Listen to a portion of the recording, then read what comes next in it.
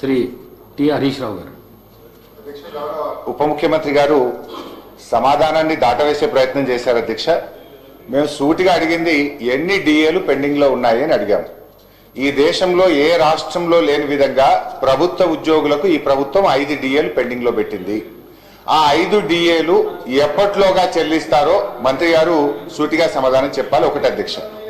రెండవది అధ్యక్ష, పిఆర్సీ అధ్యక్ష 31/3/2026 వరకు పిఆర్సీ కమిటీకి ఎక్స్టెన్షన్ ఇచ్చామన్నారు. 31 అంటే ఇంకొక 7 రోజులు 8 రోజులు ఉంది అధ్యక్ష. మళ్ళీ ఎక్స్టెన్షన్ ఇస్తారా? కనీసం ఇప్పుడైనా రిపోర్ట్ తీసుకొని మీరు ఎలక్షన్ మేనిఫెస్టోలో చెప్పినట్టు కాంగ్రెస్ అధికారంలోకి వచ్చిన 3 నెలల్లోగా కొత్త పిఆర్సీ ఇస్తామని చెప్పారు.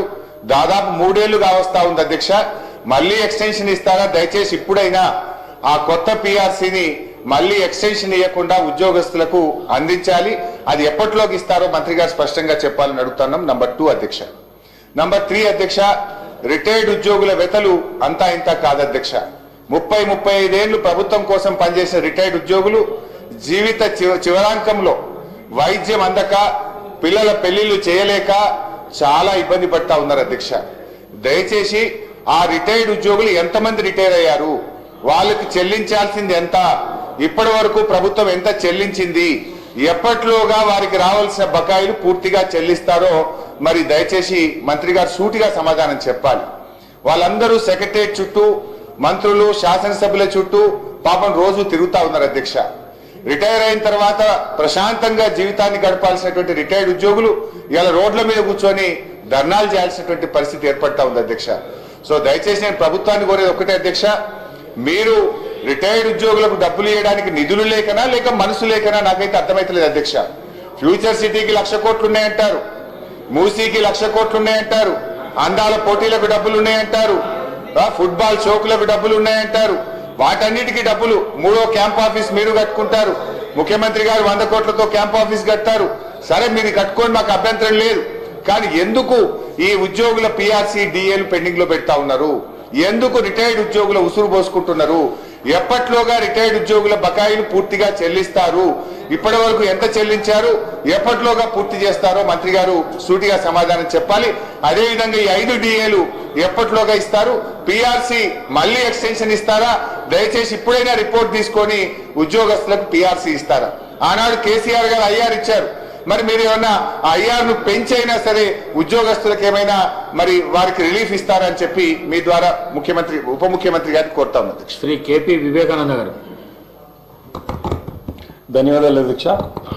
అధ్యక్ష, రిటైర్డ్ ఎంప్లాయీస్ సంబంధించినటువంటి మరి ప్రతి ఒక్కరు కూడా మరి దాదాపు అందరు శాసనసభ్యులను కలిసి తమ యొక్క మనోవేదనని లిఖితపూర్వకం ఇచ్చిన సందర్భం గుర్తు చేసుకుంటున్నాను అధ్యక్ష.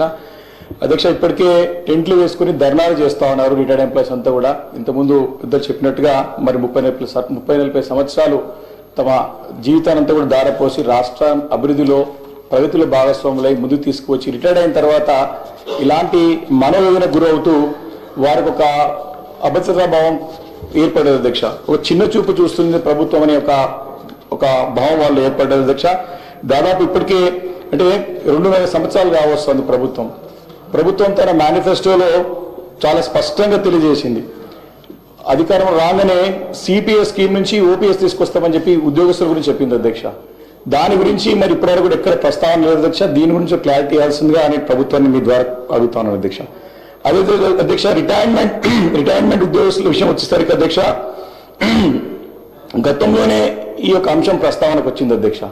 ఇదే సభలో ప్రభుత్వం నుంచి సమాధానం వచ్చింది.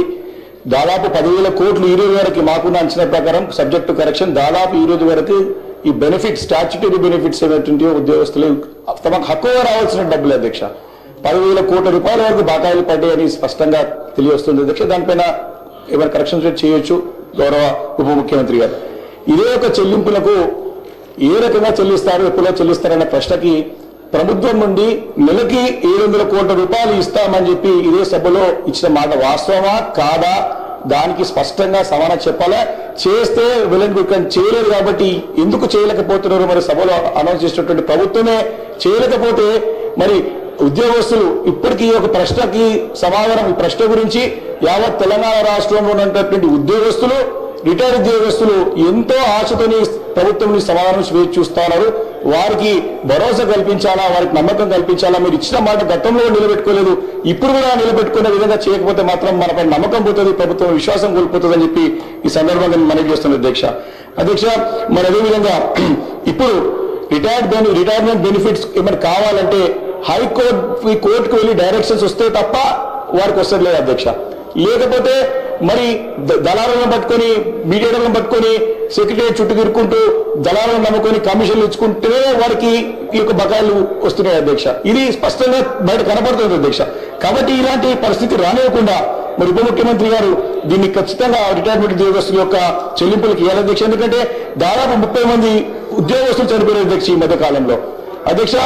ఒక ఉదాహరణ, మల్లయ్య మైసయ్య అని చెప్పేసి ఖమ్మం జిల్లా అధ్యక్ష, ఉప ముఖ్యమంత్రి గారి జిల్లాకు సంబంధించినటువంటి ఒక పోలీస్ ఉద్యోగి మైసయ్య అని ఆయన హాస్పిటల్ బిల్లు కట్టలేక మరి చనిపోయే సంగతి చూశాం అధ్యక్ష. వారితో పాటు శ్రీనివాస్ గారు అని చెప్పేసి మరి జనగామ జిల్లాకు సంబంధించినటువంటి అధ్యక్ష. మరి మాకు party legislative ఉపనాయకుడు Harish Rao interview అయిన తర్వాతనే మాట్లాడిన తర్వాతనే వాళ్ళకి 29 లక్షలు వాళ్ళు రావాల్సినటువంటి బెనిఫిట్స్ చెల్లించడం జరిగింది అధ్యక్ష. అంటే ఇంతమంది అంటే రిటైర్డ్ చెప్పుకోలేక వాడు మనోవేదన తెలియలేక ఈ రకంగా చనిపోతున్న సంగతి కూడా నేను మీ ద్వారా గౌరవ ఉప ముఖ్యమంత్రి దృష్టికి తీసుకొస్తున్నాను అధ్యక్ష. కాబట్టి ఇది చాలా ఇంపార్టెంట్ ఇష్యూ అధ్యక్ష. ఈరోజు తెలంగాణ రాష్ట్రంలో ఉన్నటువంటి యావత్ ఉద్యోగస్తులు అదేవిధంగా మన రిటైర్డ్ ఉద్యోగస్తులు వేచి చూస్తున్నారు. వారికి నమ్మకం కలిగే విధంగా మాట ఇచ్చిన వారు నిలబెట్టుకోవాలని చెప్పేసి కూడా మీ ద్వారా నేను గౌరవ ఉప ముఖ్యమంత్రి గారిని కోరుతా ఉన్నాను అధ్యక్ష. Thank you. Doctor Kalvakuntla Sanjay. ధన్యవాదాలు అధ్యక్ష, అవకాశం ఇచ్చినందుకు. ఇప్పుడే మా సీనియర్ శాసనసభ్యుడు మా డిప్యూటీ ఫ్లోర్ లీడర్ హరీష్ గారు మాట్లాడినట్టు అదేవిధంగా వివేక్ గారు మాట్లాడారు అధ్యక్ష. డిప్యూటీ సీఎం గారు మేము కొత్తగా రాజకీయాల్లోకి వచ్చినప్పుడు అందరూ చెప్పేవారు ఆయన అన్ని కూడా మానవీయ కోణంతో చూస్తాడు, చాలా మంచి మనసు అని చెప్పేసి అధ్యక్ష. డిప్యూటీ సీఎం గారి మీద గౌరవంతో చెప్తా ఉన్నాను, ఇవాళ ఒపీనియన్ పోయింది. ఎందుకంటే బయట ప్రతి వారం అధ్యక్ష నేను కాన్స్టిట్యున్సీ పోగానే పాపం రిటైర్డ్ ఎంప్లాయీస్ అందరూ వచ్చి ఎంత బాధేస్తా ఉంది అధ్యక్ష. నిన్న మళ్ళీ ఒకసారి అధ్యక్ష ప్రతి ఒక్క గవర్నమెంట్ ఎంప్లాయీ నిన్న నా దగ్గరకు వచ్చినారు, నిన్న కాన్స్టిట్యున్సీ పోతే సార్ మా పిఆర్సీ గురించి మాట్లాడండి, మా 5 డిఏల గురించి మాట్లాడండి అని చెప్పి పట్టుబడతా ఉన్నారు అధ్యక్ష. బయట వాళ్ళందరూ ఎమ్మెల్యేలు ఎంపీల ఆఫీస్ చుట్టూ తిరుగుతా ఉన్నారు. దయచేసి డిప్యూటీ సీఎం గారిని మళ్ళీ రిక్వెస్ట్ చేస్తా ఉన్నాను, మీరు పెద్ద మనసుతో ఇప్పుడే హరీష్ గారు అడిగినట్టు స్ట్రైట్ గా జవాబు చెప్పండి. ఎప్పుడు ఇస్తారు మీరు డిఏలు, ఎప్పుడు పిఆర్సీ అపాయింట్ చేస్తారు మీరు అని చెప్పి స్ట్రైట్ గా ఆన్సర్ చేయాలని చెప్పి మీ అందరిని కోరుతున్నాను. అదే విధంగా పెన్షనర్ల బకాయిలు ఎప్పుడు ఇస్తారు?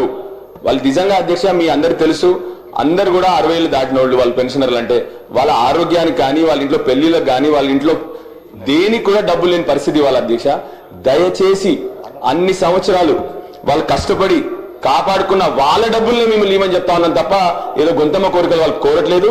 దయచేసి మీరు రెస్పాండ్ అవ్వాలని చెప్పి డిప్యూటీ సీఎం గారిని కోరుతానని అధ్యక్ష. గౌరవ ఉప ముఖ్యమంత్రి గారు.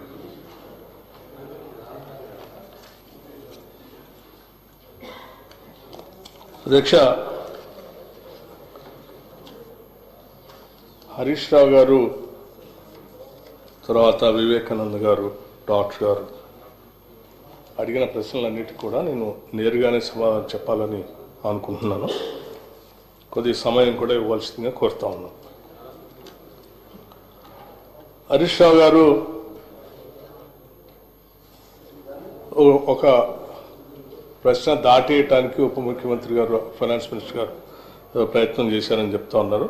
నేను దేన్ని దాటేయటానికి ప్రయత్నం చేయట్లేదు అధ్యక్ష. మీ ప్రశ్నలోనే చాలా స్పష్టత ఉంది, దానికి తగినట్టుగానే నేను ఆన్సర్ చేశాను తప్ప ఎక్కడ తప్పించడానికి ప్రయత్నం చేయలేదు. ఎన్ని డిఏలు పెండింగ్లో ఉన్నాయనే ప్రశ్న లేదు. పెండింగ్ వాయిదాలతో పాటు ఉద్యోగులు పెంచుదలలు కరువు బత్యం చెల్లింపులు పరిస్థితి ఏంటని అడిగారు. ఎన్ని ఉన్నాయంటే అన్ని లెక్క చెప్పేవాడు, అదే నాకు ఇప్పుడు కూడా ఇబ్బంది లేదు, చెప్తాను స్పష్టంగా. అధ్యక్ష, ఈ రాష్ట్ర ప్రభుత్వానికి మిత్రుడు చెప్పినట్టు డాక్టర్ ఈ క్యాబినెట్లో ఉన్న ముఖ్యమంత్రితో సహా అందరి మంత్రులకి మానవీయ కోణం చాలా స్పష్టంగా ఉంది అధ్యక్ష. ప్రతి నిర్ణయం అటు ఉద్యోగస్తులు కానీ ప్రజల గురించి కానీ ఆలోచన చేసి సాధ్యమైనంత వరకు వాళ్ళ ప్రశ్నలు వాళ్ళ సమస్యలు పరిష్కారం చేయడం కోసం ప్రయత్నం చేస్తాం అధ్యక్ష. ఉదాహరణకి ఈ భారము ఉద్యోగస్తుల భారము ఈరోజు పెండింగ్ ఉన్నటువంటి బకాయిలు ఈ ప్రభుత్వానికి వారసత్వంగా వచ్చింది అధ్యక్ష. మీరు సక్రమంగా ఆనాడు చేసి ఉంటే అసలు ఈ సమస్యలే ఉత్పన్నమయ్యేది కాదు.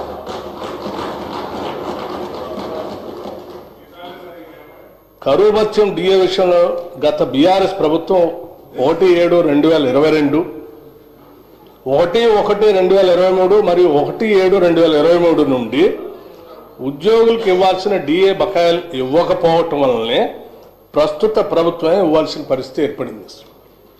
3 డిఏ బకాయిలు మీరు పెండింగ్ పెట్టిపోయారు. 3 ఆ 3టిని మేము వచ్చిన తర్వాత వాటిని క్లియర్ చేశాం. మీరు మాట్లాడుతున్న ప్రతి మాట ఏదో ఉద్యోగస్తుల మీద మీకే విపరీతమైన ప్రేమ ఉంది, వాళ్ళ కోసం చేశారు, ఈ ప్రభుత్వానికి మానవీయ కోణమే లేదా. 100% ఈ ప్రభుత్వానికే మానవీయ కోణం ఉంది అధ్యక్ష. వీళ్ళు మాట్లాడేవన్నీ కూడా సక్రమంగా లేవు. తదుపరి ఇతర పెండింగ్ డిఏలు కూడా సాధ్యమైనంత త్వరగా ప్రాధాన్యత క్రమంలో విడుదల చేయటానికి మా ప్రయత్నం అంతా చేస్తా ఉన్నాం. ఈ ప్రభుత్వం ఏర్పడిన తర్వాత పెండింగ్లో ఉన్న కరువు భత్యాన్ని 22.75% నుండి 26.39%, 26.39% నుండి 30.03%, 13/6/2025 మరియు 30.03% నుండి 33.67% పెంచుతూ 12/1/2026 నాడు ప్రభుత్వ ఉత్తర్వులు జారీ చేయటమైంది. గత బీఆర్ఎస్ ప్రభుత్వం కేవలం రిటైర్మెంట్ బెనిఫిట్స్ చెల్లింపులు ఆర్థిక భారం తప్పించుకోవటానికే మార్చి 2021 నుండి ఉద్యోగుల పదవి విరమణ వయసుని 3 సంవత్సరాలకు పెంచారు. 4వ తరగతి ఉద్యోగులు 60 నుండి 67 సంవత్సరాలు మరియు ఇతర ఉద్యోగులకి 58 నుండి 61 సంవత్సరాలు పెంచడం వల్ల మార్చి 2021 నుండి మార్చి 2024 మధ్యలో పదవీ విరమణ చేయవలసిన దాదాపు 17,000 మంది ఉద్యోగులు మార్చి 2024 తర్వాత పదవీ విరమణ చేయటం వలన వారికి చెల్లించాల్సిన పదవీ విరమణ ప్రయోజనాలు గత బీఆర్ఎస్ ప్రభుత్వం చెల్లించకుండా ఈ ప్రభుత్వంపై భారం వేసిన మాట వాస్తవం అధ్యక్ష. కేవలం వాటిని చెల్లించలేకనే మీరు దీన్ని పెంచారు.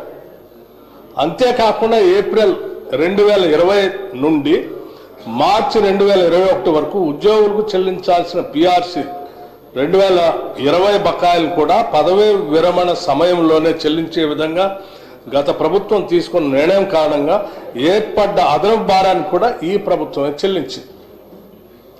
దానికి తోడు పదవీ విరమణ వయసును పెంచడం వల్ల ప్రస్తుత రిటైర్డ్ అవుతున్న ఉద్యోగుల సర్వీస్ పెరగటం వల్ల వారికి చెల్లిస్తున్న గ్రాట్యుటీ, సరెండర్ లీవ్, జీపీఎఫ్ వంటి ఆర్థిక ప్రయోజనాల్లో కూడా పెరుగుదల ఏర్పడి ఆ అదనపు భారం కూడా ప్రభుత్వమే మోయవలసి వచ్చింది.